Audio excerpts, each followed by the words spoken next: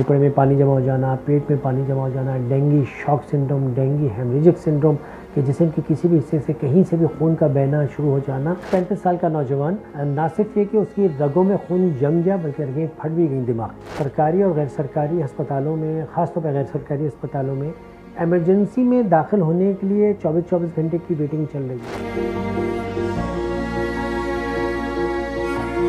बारिशों के बाद जगह जगह जमा होने वाले पानी में मच्छरों की अफजाइश हो चुकी, जिसका नतीजा डेंगू वायरस से मुतासरा मरीजों की सूरत में हमारे सामने है। एक गलत फहमी जो आम लोगों में पाई जाती है, डेंगू वायरस से मुतासरा मरीजों में पपीते के पत्तों का जूस मुफीद साबित होता है। इसमें कितनी सच्चाई है, आइए माहिरीन से जानते हैं। देखिए 2008 में जब पहली बार डेंगू आया और हम में से किसी को भी नहीं पता था कि ये डेंगू है, और हमने बिस्मिल्लाह तकी ब्लड डिजीज़ सेंटर में हम काम करते थे, तो बड़ी तादाद में हमें पेशेंट्स के मैरोज़ भी किए और सब हमने मरीज़ों को पढ़ाया कि भाई ज़्यादा, डॉक्टर्स को पढ़ाया कि भाई ज़्यादा प्लेटलेट लगाने में जल्दी मत करिए और बोन मैरोज़ मत करिए, ये डेंगू इन्फेक्शन है और इसमें ये सब चीज़ें होती हैं। मगर 2008 से लेके और अब 2022 14 साल में हमने आज तक पपीते के पत्ते का कोई फ़ायदा नहीं देखा। देखिए अगर फ़र्ज़ करें पहले दिन बुखार आया है तो 5वें दिन बुखार नीचे आता है, फिर 5वें दिन प्लेटलेट नीचे आना शुरू होते हैं और 7वें 8वें दिन प्लेटलेट ऊपर जाते हैं। अब आपने पपीते का पत्ता 5वें 4थे दिन लेना शुरू किया जब प्लेटलेट नीचे आए, और 6ठे 7वें दिन उनको जाना ही है ऊपर, तो वो सारा क्रेडिट पपीते के पत्ते को चला जाता है। और हमारे लोग इतनी मोहब्बत करते हैं कि कराची और सिंध में ना सिर्फ ये कि पपीते चले गए बल्कि पत्ते भी चले गए पंजाब, और कराची में ना तो पपीते रहे ना पत्ते रहे। तो ये बड़ी एक पेचीदा सूरत हाल हो गई है। इससे डायरिया तो हो सकता है, इससे मामला बिगड़ तो मजीद सकते हैं मगर दुरुस्त नहीं हो सकते पपीते के पत्ते से। बात मैं पूरी जिम्मेदारी के साथ कह रहा हूँ एज अ मेडिकल। कोई रिसर्च भी है गालबन इस पर पेपर्स रिसर्च आ रही हैं, डॉक्यूमेंट्स आ रहे हैं, मगर ये कि हमने कभी भी इस चीज़ का कोई फ़ायदा नहीं देखा। बल्कि जो दूसरा आपका सेगमेंट था सवाल का कि जी जूसेस, तो नॉर्मल तरीके से लें, पानी, जूस, लिक्विड, आप 2 लीटर 2.5 लीटर लें, ज़्यादा मतलब 2.5 लीटर तक लें, 2 लीटर तक लें, 1.5 लीटर लें, मगर कोई भी खट्टी और ठंडी चीज़ या नींबू या सेब का जूस इतना ज़्यादा दे देना कि फिर हमारे लिए फ़र्क करना मुश्किल हो जाता है कि ये डेंगू से खांसी और सांस ख़राब हो रही है या जो इसने नींबू डाल के पपीते के पत्ते और नींबू डाल के सेब का जूस पिया है उसने इसको चेस्ट इन्फेक्शन कर दिया है। और एक सिग्निफिकेंट नंबर है पेशेंट्स की जो आईसीयू में लैंड करती है। ताकि भाई ऐसे में एक आम पेशेंट, एक आम घर में जिसको, उसको क्या एहतियात करनी चाहिए, कौन सी मेडिकेशन, अगर वो फ़र्ज़ करें डॉक्टर के पास नहीं भी जा रहा तो सेल्फ मेडिकेशन में उसको क्या करना चाहिए, और इसमें डेंगू में ख़ुद को जो है रिकवरी के लिए उसको क्या इकदाम उठाने चाहिए? देखिए इस सवाल को मैं रिफ्रेश करूँगा। मैं हरगिज़ ये नहीं कहूँगा कि डॉक्टर के पास नहीं जा रहा तो ये कर ले। मैं यूँ कहूँगा कि डॉक्टर के पास तो जा ही रहा है, डॉक्टर की निगरानी में भी है, और डॉक्टर ने कहा है घर पे रह के अपने पानी का इस्तेमाल अच्छा रखो, लिक्विड का इस्तेमाल। लिक्विड का मतलब होता है एनी लिक्विड, लाइक चाय, कॉफ़ी, पानी, जूस, तो सबको इक्वल डिस्ट्रीब्यूट कर दे, कोई चीज़ एक्सेस ना करे। एक प्याली चाय पी ली, फिर लेट से कि सूप पी लिया, फिर यखनी पी ली, फिर जूस पी लिया, मोशन भी होते हैं, डायरिया भी होता है, उससे भी बचना है। तो बड़ी हल्की ग़िज़ा, खिचड़ी, साबूदाना, तहरी, इस तरह की अच्छी मज़े की चीज़ें, ये भी ना हो क्योंकि जिगर के ऊपर सोजिश आ जाती है जिसकी वजह से उल्टियाँ आने लगती हैं और मैदे पे ख़राश आ जाती है, उससे भी आपको बचाना है। तो उस लेवल पे जाके 4-5वें दिन अगर ये कैफियत हो तो आपको ड्रिप भी लगा लेनी चाहिए। तो आपको दूसरा हिस्सा था सवाल का कि जी सेल्फ मेडिकेशन बिल्कुल नहीं करनी चाहिए। जो दवाइयाँ आम तौर पे इस्तेमाल होती हैं, हाँ वो बता देता हूँ, न्यूरोल टाइप की दवाइयाँ, मतलब पैरासीटामोल टाइप की दवाइयाँ, और मैदे की सोजिश को कम करने वाली दवाइयाँ, जिस्म के दर्द को कम करने वाली दवाइयाँ, और सबसे इम्पॉर्टेंट लिक्विड का मुनासिब 1.5 से 2 लीटर का इस्तेमाल। और लिक्विड में हर चीज़ शामिल होती है, किसी चीज़ को एक्सेस ना करें।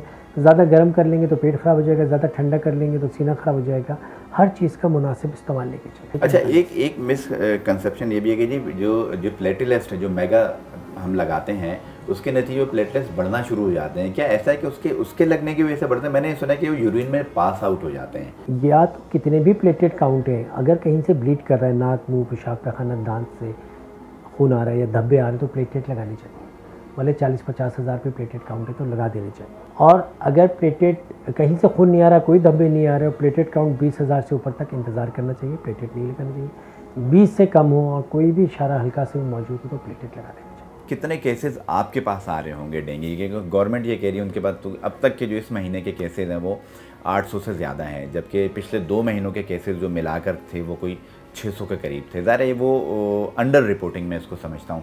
तो आपके पास कितने केसेस आ रहे हैं? क्या ये आप समझते हैं कि ये अंडर रिपोर्टिंग है या दुरुस्त है?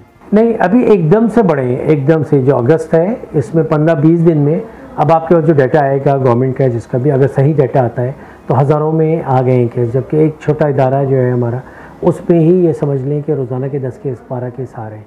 अगर एक क्लिनिक में, एक अस्पताल में एक जगह 10-12 केस आ रहे हैं तो आप खुद अंदाज़ा कर सकते हैं कि बाकी शहर और सूबे में क्या मामला होंगे। जबकि सड़कें टूटने, बारिश और दीगर मसाइल की वजह से मच्छरों की अफजाइश और उसकी चीज़ें मुंतकली जरासीम कितनी तेज़ी से बढ़ रही है।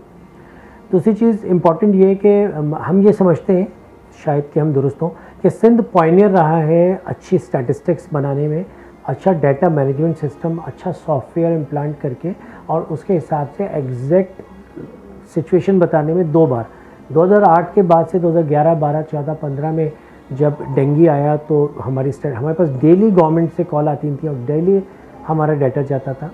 और इसी तरह आपने कोविड में देख लिया कि जी इवन गुलशन इकबाल की सड़कें और नाज़िमाबाद की सड़कें ब्लॉक करके कोविड को कंट्रोल करना। सो इस बार भी इनको इसमें किसी किस्म की कमी नहीं बरतनी चाहिए, क्योंकि एग्जैक्ट स्टैटिस्टिक्स पता चलेंगी, एग्जैक्ट मसले का ग्रेविटी पता चलेगी, उसके अफराद का पता लगेगा। तो आपको प्लेटलेट्स का भी इंतज़ाम करना है, प्लेटलेट के बैग्स का भी इंतज़ाम करना है और एज ए नेशन आपको इतने बेड्स का भी इंतज़ाम करना है।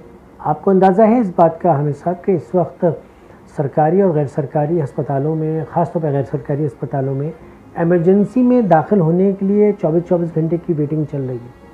एमरजेंसी के बाहर 12-12, 14-14, 20-20 घंटे लोग बैठे हैं जिनको एमरजेंसी का बेड नहीं मिलता। अच्छा साकिब भाई, जिस तरह आपका तो देखें हॉस्पिटल एक बड़े हॉस्पिटल में शुमार होता है, मैं अगर हम बात करें प्राइवेट क्लिनिक्स की, जो गली मोहल्ले में क्लिनिक्स होते हैं, ज़रा एक डेंगू का पेशेंट, जो गरीब पेशेंट है, वो उस वक्त तक हॉस्पिटल नहीं आता जब तक तबीयत बिगड़ ना जाए, अगर उसको ये हम कह लें सिम्टम्स ना आना शुरू हो जाएं, वरना वो खुद ही जो है घर पे टोटके कर रहा होता है, सारी चीज़ें कर रहा होता है। तो छोटे क्लिनिक्स पे भी डेटा जा रहा होगा, वो तो कहीं शुमार ही नहीं होता। तो इस तनाजुर में अगर देखें तो क्या डेंगू बहुत ज़्यादा फैला हुआ है? बहुत बड़ी तादाद में फैला हुआ है। हमारे पास ये तो 10-15 केसेस वो बताए कि जो कि सिक होकर एडमिशन के लिए या रेफर ट्रीटमेंट के लिए आ रहे हैं। बेशुमार रोज़ाना के व्हाट्सएप और कॉल्स के ऊपर डेंगू पॉजिटिव पेशेंट घरों में बैठे हुए हैं। डेली के उन्होंने लेबॉर्ट्रीज़ के साथ एग्रीमेंट कर लिया, रोज़ाना के CBC कर दिया करें और वो घरों पे मैनेज हो रहे हैं। जितनी तादाद में मरीज़ डॉक्टरों तक पहुंच पा रहे हैं, चाहे वो GP की क्लिनिक हो चाहे हॉस्पिटल्स हों, उससे ज़्यादा तादाद में घरों में बैठ के सेल्फ़ मेडिकेशन के ज़रिए अपने आप को मैनेज कर रहे हैं। जो फाइनेंशियल कमर टूटी हुई है महंगाई के बाद लोगों की, तो वो अस्पताल और कहीं जाने की उनके अंदर सकत ही नहीं, उनकी जेब में रुपया पैसा ही नहीं है कि वो अस्पतालों तक जाए। सो डेंगू को हल्का नहीं लेना चाहिए। डेंगू की पेचीदगियाँ, फेफड़े में पानी जमा हो जाना, पेट में पानी जमा हो जाना, dengue shock syndrome, dengue haemorrhagic syndrome कि जिस्म के किसी भी हिस्से से कहीं से भी खून का बहना शुरू हो जाना। हमारे गली महल्ले के डॉक्टर्स के पास भी अगर आप टाइम से सुबह और शाम जा रहे हैं, अपना ब्लड टेस्ट करा रहे हैं, अपने प्लेटलेट्स को मॉनिटर कर रहे हैं और जो अलामात हैं यानी खांसी का आना, सांस का फूलना, सर में चक्कर का आना, सर में दर्द होना। हाल ही में एक 35 साल का नौजवान, ना सिर्फ ये कि उसकी रगों में खून जम गया बल्कि रगें फट भी गई दिमाग की। क्यों? क्योंकि 5 दिन तक वो उल्टी और बुखार के साथ घर पे लेटा रहा और वो अस्पताल और डॉक्टर के पास ड्रिप नहीं लगाई जाती उसको। तो डेंगू के चौथे 5वें दिन बुखार के जब तबीयत ज़्यादा ख़राब हो, खाना पीना नहीं खा पा रहे हो, तो खुदा के लिए प्लीज़ ड्रिप लगाने का कंसिडर करिए और एडमिशन का कंसिडर करिए। अच्छा, या फिर घर पे ड्रिप लगाइए। हमारा एक आम फर्द को अगर बुखार होता है तो देखिए इब्तदाई तौर पर तो घर पर ही रहते हैं, तो कितने दिन बाद उसको कौन सा टेस्ट करवाना चाहिए ताकि वो ये जान सके कि उसको डेंगू है, मलेरिया है या कोई और चीज़ है? बुखार को अगर 2 दिन हो गए, तीसरा दिन है तेज़ बुखार का, तो लाजमी उसको, ये दोनों चीज़ें बहुत ज़्यादा, इनफैक्ट तीनों ही चीज़ें बहुत ज़्यादा फैली हुई हैं, डेंगू, मलेरिया और एक्सटेंडेड ड्रग रेजिस्टेंट टाइफाइड। तो आप इन तीनों में फ़र्क नहीं कर सकते। और चौथा CBC, आम बुखार देख के, तो CBC में हम देखते हैं प्लेटलेट कम है, ज़्यादा है, वाइट सेल कम है, ज़्यादा है, हीमोग्लोबिन ज़्यादा है तो डेंगू की तरफ जाता है, हीमोग्लोबिन कम हो रहा है तो मलेरिया की तरफ जाता है, वाइट सेल कम हो रहे हैं, प्लेटलेट कितने कम हो रहे हैं। तो ब्लड टेस्ट कराने में सुस्ती ना करें। आप दाखिल ना हों भले, मगर प्लीज़ ब्लड टेस्ट करा के अपने जनरल प्रैक्टिशनर, महल्ले के डॉक्टर के पास ज़रूर रुजू करते रहें। और एक बार रुजू करना नाकाफ़ी है। आप कहीं हमने कल तो दिखाया डॉक्टर को, भाई डेली दिखाइए। ज़ाहिर अब ये सीज़न तो हमारा शुरू हो गए, तकरीबन नवंबर तक तो अब ये कैसे बाद का दिसंबर और जनवरी में भी आना शुरू है, लेकिन पीक रहेगा ये हमारे पास। जिसको नहीं हुआ उसको ज़रा क्या बचने के लिए क्या हिफाजती इकदाम करने चाहिए? ये सबसे इम्पोर्टेंट सवाल है, prevention is better than cure.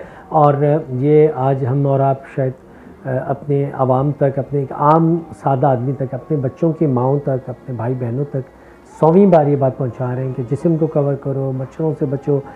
घर में, महल्ले में, इलाके में मच्छर को कम करने के जो ज़राए और तरीक़े हैं उनको अपनाया जाए। अगर आपको जो पुराने ज़माने में वो जालियाँ होती थी वो भी बिस्तरों पे लगानी है तो लगाएं, आपको अगर जिस्म पे कोई क्रीम भी लगानी है तो लगाएं।